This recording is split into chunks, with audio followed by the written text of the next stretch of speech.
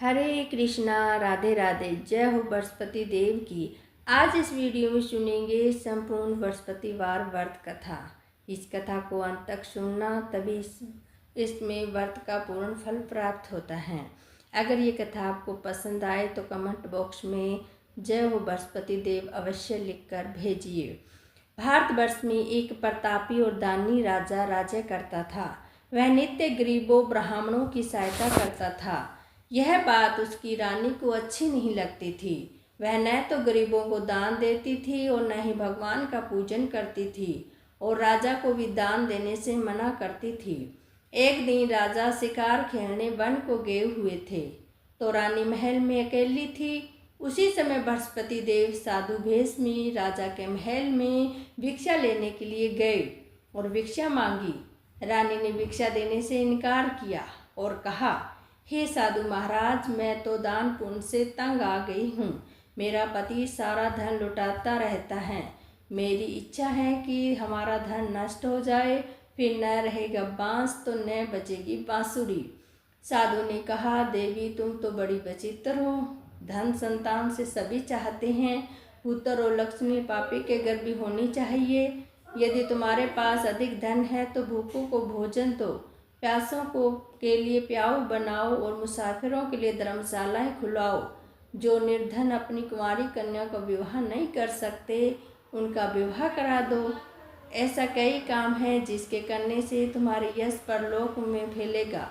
परंतु रानी पर उपदेश का कोई प्रभाव नहीं पड़ा। वह बोली, महाराज आप मुझे कुछ न समझाए। मैं तो ऐसा धन नहीं चाहती जो हर जगह बांटती फिरूं। साधु ने उत्तर दिया, यदि तुम्हारी इच्छा है तो तथास्तु। तुम ऐसा करना कि बृहस्पतिवार को घर लेटकर पहले मिट्टी से अपने सिर धोकर स्नान करना, भट्टी चढ़ाकर कपड़े धोना। ऐसा करने से आपका सारा धन नष्ट हो जाएगा। इतना कहकर वह साधु महाराज वहाँ से अलोप हो गए। साधु के अनुसार कही बातों को पूरा करते हुए रानी को केवल 3 बृहस्पतिवार ही बीते थे कि उसकी समस्त धन संपत्ति नष्ट हो गई। भोजन के लिए राजा का परिवार तरसने लगा। तब एक दिन राजा ने रानी से बोला कि हे रानी, यदि तुम यहीं रहो, मैं तुम दूसरे देश को जाता हूँ, क्योंकि यहाँ पर सभी लोग मुझे जानते हैं, इसलिए कोई छोटा कार्य नहीं कर सकता। ऐसा कहकर राजा परदेश को चला गया। वहाँ वह जंगल में लकड़ी काट कर लाता और शहर में बेचता। इस तरह वह अपना सारा जीवन व्यतीत करने लगा। इधर राजा के परदेश जाते ही रानी और दासी दुखी रहने लगी। एक बार जब रानी और दासी को 7 दिन तक बिना भोजन के रहने पड़ा, तो रानी ने अपनी दासी से कहा, हे दासी, पास ही की नगर में मेरी बहन रहती हैं। वह बड़ी धनवान है, तो उसके पास जा और कुछ ले आ, ताकि थोड़ी बहुत गुजर बसर हो जाए।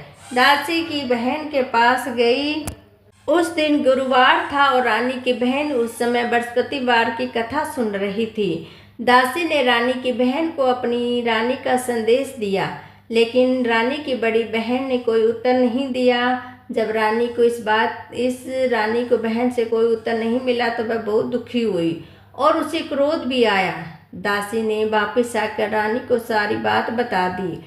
यह सुनकर रानी ने अपने भाग्य को कोसा। उधर रानी की बहन ने सोचा कि मेरी बहन की दासी आई थी, परंतु मैं उससे नहीं बोली, इससे वह बहुत दुखी हुई होगी। कथा सुनकर पूजन समाप्त करके वह अपनी बहन के घर आई और कहने लगी, हे बहन, मैं बृहस्पतिवार की कथा सुन रही थी। तुम्हारी दासी मेरे घर आई थी, परंतु जब तक कथा होती तब तक न तो कोई उठते हैं और न ही कोई बोलते हैं, इसलिए मैं नहीं बोली। कहो दासी, क्यों गई थी? रानी बोली, बहन, तुझसे क्या छिपाऊं, हमारे घर में खाने को एक अनाज नहीं था। ऐसा कहते कहते रानी की आंखों में आंसू आ गए। उसने दासी समेत पिछले 7 दिनों से भूखे रहने तक की बात अपनी बहन को विस्तार पूर्वक सुना दी। रानी की बहन बोली, देख बहन, भगवान बृहस्पति देव सबकी मनोकामना को पूर्ण करते हैं। देखो, शायद तुम्हारे घर में कोई अनाज रखा हो। पहले तो रानी को विश्वास नहीं हुआ। जब बहन के आग्रह पर उसने अपनी दासी को अंदर भेजा तो सचमुच अनाज से भरा एक घड़ा मिला। यह देखकर दासी को बड़ी हैरानी हुई। दासी रानी से कहने लगी, हे रानी, जब हमको भोजन नहीं मिलता तो हम व्रत भी तो करते थे, लेकिन क्यों ना इस व्रत और कथा की विधि भी पूछ ली जाए ताकि हम भी व्रत कर सकें। तब रानी ने अपनी बहन से बृहस्पतिवार के व्रत को पूछा। उसकी बहन ने बताया, बृहस्पतिवार के व्रत में चने की दाल और मुनक्कों से भगवान विष्णु की केले की जड़ में पूजन करें तथा दीपक जलाएं, व्रत कथा सुने, पीले भोजन ही करें। इससे बृहस्पति देव प्रसन्न होते हैं। व्रत और पूजन विधि बताकर रानी की बहन अपने घर लौट आई। 7 दिन के बाद जब गुरुवार आया तो रानी और दासी ने व्रत रखा। गुड़साल में जाकर चना और गुड़ लेकर आई, फिर उसे केले की जड़ तथा भगवान विष्णु का पूजन किया। अब पीला भोजन कहाँ से आए, इस बात को लेकर दोनों बहुत दुखी हो चुके थे। क्योंकि व्रत रखा था इसलिए बृहस्पति देव उससे प्रसन्न थे।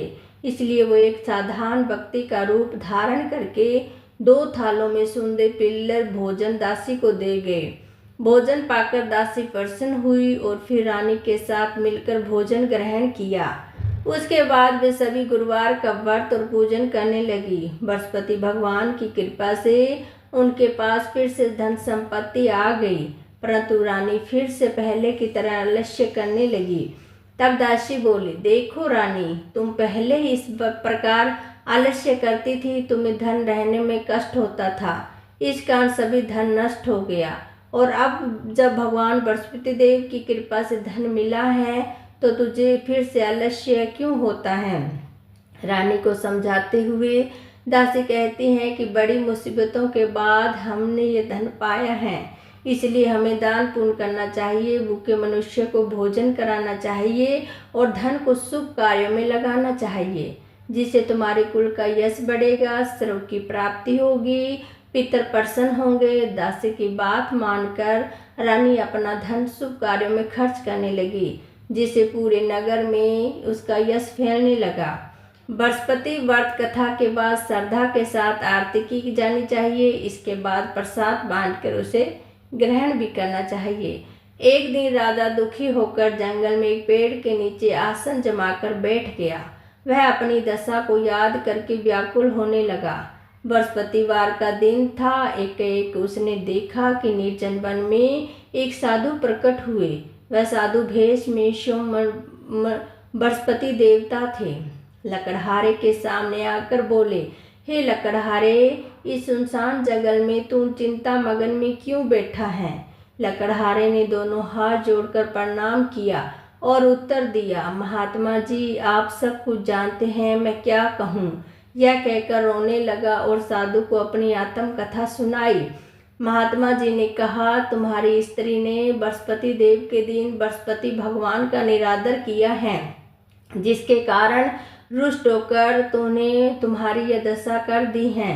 अब तुम चिंता को दूर करके मेरे कहने पर चलो तो मैं तुम्हारे सब कष्ट दूर हो जाएंगे और भगवान पहले से भी अधिक संपत्ति देंगे। तुम बृहस्पति के दिन कथा किया करो। 2 पैसे के चने मुनक्के लाकर उसका प्रसाद बनाओ और शुद्ध जल से लोटे में शक्कर मिलाकर अमृत तैयार करो। कथा के पश्चात अपने सारे परिवार, सुनने वाले प्रेमियों में अमृत प्रसाद बांटकर आप भी ग्रहण करो। ऐसा करने से भगवान तुम्हारी सभी मनोकामना पूर्ण करेंगे। साधु के ऐसे वचन सुनकर लकड़हारा बोला, हे मर्दू, मुझे लकड़ी बेचकर इतना पैसा नहीं मिलता जिसे भोजन के उपरांत कुछ बचा सकूं। मैं रात्रि में अपनी स्त्री को व्याकुल देखा है, मेरे कुछ भी नहीं जिससे मैं उनकी खबर मांग सकूं। साधु ने कहा, हे लकड़हारे, तुम किसी बात की चिंता मत करो। बृहस्पति के दिन तुम रोजाना की तरह लकड़ियां शहर लेकर जाओ। तुमको रोज से दुगना धन प्राप्त होगा, जिससे तुम भली भांति भोजन कर लोगे और बृहस्पति देव की पूजा का सामान भी आ जाएगा। इतना कहकर साधु अंतर्ध्यान हो गए। धीरे धीरे समय व्यतीत होने पर फिर वह बृहस्पतिवार का दिन आया। लकड़हारा जंगल में लकड़ी काटकर किसी शहर में बेचने गया। उसे उस दिन से भी अधिक पैसा मिला। राजा ने चना गुड़ आदि लाकर गुरुवार को व्रत किया। उसी दिन से उसके सभी क्लेश दूर हो गए। परंतु जब दोबारा गुरुवार का दिन आया तो बृहस्पति का व्रत करना भूल गया। इस कारण बृहस्पति देव उसको नाराज हो गए।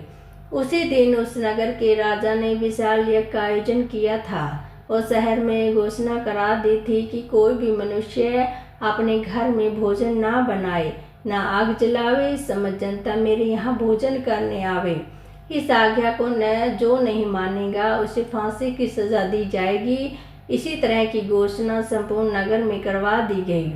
राजा की आज्ञा के अनुसार शहर के सभी लोग भोजन करने के लिए गए, लेकिन लकड़हारा कुछ देर से पहुंचा, इसलिए राजा उसको अपने साथ घर ले गए और ले जाकर भोजन करा रहे थे तो रानी की दृष्टि उस खूंटी पर पड़ी जिस पर उसका हार लटका हुआ था। वह वहां पर दिखाई नहीं दिया। रानी ने निश्चय किया कि मेरा हार इस मनुष्य ने चुरा लिया है। उसी समय सिपाहियों को बुलाकर उसको कारागार में डला दिया।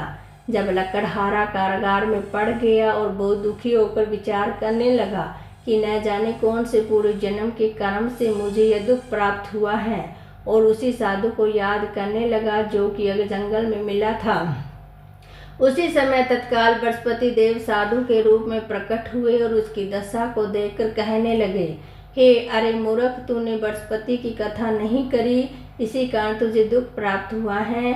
अब तू चिंता मत कर। बृहस्पतिवार के दिन कारागार के दरवाजे पर 4 पैसे मिलेंगे, जिसे तुम बृहस्पति देव की पूजा करना, तेरे सभी कष्ट दूर हो जाएंगे। बृहस्पति के दिन उसे 4 पैसे मिले। लकड़हारे ने कथा कही। उसी रात्रि को बृहस्पति ने उस नगर के राजा को सपने में कहा, हे राजा, तुमने जिस आदमी को कारागार में बंदी कर दिया है वह निर्दोष है, वह राजा है, उसे छोड़ देना। रानी का हार उसी खूंटी पर लटका है। अगर तू ऐसा नहीं करेगा तो तेरे राज्य को नष्ट कर दूंगा। इस तरह रात्रि के सपने को देखकर राजा प्रातः काल उठा और खूंटी पर हार देखकर लकड़हारे को बुलाकर क्षमा मांगी तथा लकड़हारे के योग्य सुंदर वस्त्र आभूषण देकर विदा कर दिया। बृहस्पति देव की आज्ञा के अनुसार लकड़हारा अपने नगर को चल दिया। राजा जब अपने नगर के निकट पहुंचा तो उसे बड़ा आश्चर्य हुआ। नगर में पहले से अधिक बाग, तालाब, कुएं, बहुत सी धर्मशालाएं, मंदिर आदि बन गई थी। राजा ने पूछा, ये किसका बाग और धर्मशाला है? तब नगर के राजा सब लोग कहने लगे, यह तो सब रानी और बांदे के हैं। जो राजा को आश्चर्य हुआ और गुस्सा भी आया। जब रानी ने खबर सुनी कि राजा आ रहे हैं तो उन्हें बंदी से कहा, हे दासी, देख राजा हमसे कितनी बुरी हालत में छोड़ गए थे। हमारी ऐसी हालत देखकर वह लौट ना जाए, इसलिए तू दरवाजे पर खड़ी हो जा। आज्ञा के अनुसार दासी दरवाजे पर खड़ी हो गई। राजा आए तो उसे अपने साथ ले गए। तब राजा ने क्रोध करके अपनी रानी से पूछा, ये धन तुझे कैसे प्राप्त हुआ? तब रानी ने कहा, हमें यह सब बृहस्पति देव के लिए व्रत के प्रभाव से प्राप्त हुआ है। राजा ने निश्चय किया कि 7 रोज बाद वे सभी बृहस्पति का पूजन करते हैं, परंतु प्रतिदिन में 3 बार कहानी और रोज व्रत किया करूँगा। अब हर समय राजा के दुपट्टे में चने की दाल बंधी रहती और दिन में 3 बार कहानी कहता। एक रोज राजा ने विचार किया कि चलो अपनी बहन के यहाँ चले आवें। इस तरह निश्चय करके राजा घोड़े पर सवार हो अपनी बहन के यहाँ चलने लगा। मार्ग में उसे देखा कि कुछ आदमी एक मुर्दे को लिए जा रहे हैं। उन्हें रोककर राजा कहने लगा, अरे भाइयों, मेरे बृहस्पति देव की कथा सुन लो। वे बोले, लो, हमारा तो आदमी मर गया और इसको पड़ी ये कथा की। परंतु कुछ आदमी बोले, अच्छा कहो, हम तुम्हारी कथा भी सुन लेंगे। राजा ने दाल निकाली। जब कथा आधी हुई कि मुर्दा हिलने लगा और कथा समाप्त हो गई तो राम राम करके मनुष्य उठकर खड़ा हो गया। आगे मार्ग में उसे किसान खेत में हल चलाता मिला। राजा ने उसे देखा और उससे बोला, अरे भैया, तुम मेरी बृहस्पतिवार की कथा सुन लो। किसान बोला, जब तक मैं तेरी कथा सुनूंगा तब तक 4 हरिया जोत लूंगा। जा अपनी कथा किसी और को सुनाना। इस तरह राजा आगे चलने लगा। राजा के हटते ही बैल पछाड़ खाकर गिर गए और किसान के पेट में बड़ी जोर से दर्द होने लगा। उस समय उसकी माँ रोटी लेकर आई। उसने जब यह देखा तो अपने पुत्र से सब हाल पूछा और बेटे ने सभी हाल कह दिया। तो बुढ़िया दौड़ी दौड़ी उस घुड़सवार के पास आई और उससे बोली कि मैं तेरी कथा सुनूंगी, तो अपनी कथा मेरे खेत में चलकर कहना। राजा ने बुढ़िया की खेत में जाकर कथा कही, जिसके सुनते ही बैल उठ खड़े हुए। किसान के पेट का दर्द भी बंद हो गया।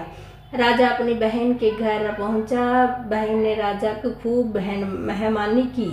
दूसरे रोज प्रातःकाल राजा जगा तो उसने देखा कि सब लोग भोजन कर रहे हैं। राजा ने अपनी बहन से कहा, ऐसा कोई मनुष्य है जिसने भोजन नहीं किया, वो मेरी बृहस्पतिवार की कथा सुन ले। बहन बोली, हे भैया, ये देश ऐसा है कि पहले यहाँ लोग भोजन करते हैं और बाद में अन्य काम करते हैं। अगर कोई पड़ोस में हो तो देखाऊं। वह ऐसा कहकर देखने चली गई, परंतु उसे कोई व्यक्ति नहीं मिला जिसे भोजन न किया हो। अतः वह कुम्हार के घर गई, जिसका लड़का बीमार था। उसे मालूम हुआ कि यहाँ तीन रोज से किसी ने भोजन नहीं किया है। रानी ने अपने भैया को कथा सुनाने के लिए कुम्हार से कहा। वह तैयार हो गया। राजा ने जाकर बृहस्पतिवार की कथा कही, जिसे सुनकर उसका लड़का ठीक हो गया। अब तो राजा की प्रशंसा होने लगी। हर रोज राजा ने अपनी बहन से कहा कि हे बहन, हम अपने घर को आए जाएंगे, तुम भी तैयार हो जाओ। राजा की बहन ने अपनी सास से कहा। सास ने कहा, चली जा, परंतु अपने लड़कों को मत लेके जाना, क्योंकि तेरे भाई की कोई औलाद नहीं है। बहन ने अपने भैया से कहा, हे भैया, मैं तो चलूंगी, पर कोई बालक नहीं चलेगा। राजा बोला, जब कोई बालक ही नहीं चलेगा तो तू जाकर क्या करेगी। बड़े दुखी मन से राजा अपने घर को लौट आया। राजा ने अपनी रानी से कहा, हम निर्वंशी हैं, हमारा मुंह देखने को धर्म नहीं, इसलिए कुछ भोजन आदि नहीं किया। रानी बोली, हे प्रभु, बृहस्पति देव से सब कुछ ठीक कर दिया है और हमें औलाद भी अवश्य देगा। उसी रात को बृहस्पति ने राजा के सपने में कहा, हे राजा, उठ, यदि सोच त्याग दे, तेरी रानी गर्भ से है। राजा की बात सुनकर बड़ी खुशी हुई। 9वें महीने में उसके गर्भ में एक सुंदर पुत्र पैदा हुआ। तब राजा बोला, हे रानी, स्त्री बिना भोजन कर रह सकती है, पर कोई बात कहे बिना नहीं रह सकती। जब मेरी बहन आवे तो उसे कुछ महत्व कहना। रानी ने सुनकर हाँ कर दी। जब राजा की बहन ने यह सब समाचार सुना तो वह बहुत खुश हुई और बधाई लेकर अपने भाई के यहाँ आई। तभी रानी ने कहा, घोड़ा चढ़कर तो नहीं आई, गधे चढ़ के आई है। राजा की बहन बोली, भाभी, मैं इस प्रकार न कहती तो तुम्हें औलाद कैसे मिलती। बृहस्पति देव ऐसे ही हैं, जिसके मन में कामना है सभी को पूर्ण करते हैं। जो सदा भाव पूर्व बृहस्पति का व्रत करता है, वह कथा पढ़ता है और सुनता है, दूसरों को सुनाता है। बृहस्पति देव सभी की मनोकामना पूर्ण करते हैं। भगवान बृहस्पति देव सबकी सदैव रक्षा करते हैं। संसार में जो मनुष्य सद्भावना से भगवान जी का पूजन व्रत सच्चे हृदय से करते हैं, उनकी सभी मनोकामना पूर्ण करते हैं। जैसे जिसकी भावना और राजा रानी ने उनकी कथा का गुणगान किया, तो उनकी सभी इच्छाएं बृहस्पति देव जी ने पूर्ण की थी। इसलिए पूर्ण कथा सुनने के बाद प्रसाद लेकर जाना चाहिए। हृदय में उनका मनन करते हुए जयकारा लगाना चाहिए। सब मिलकर बोलो, जय बृहस्पति देव की जय हो, भगवान विष्णु की जय हो।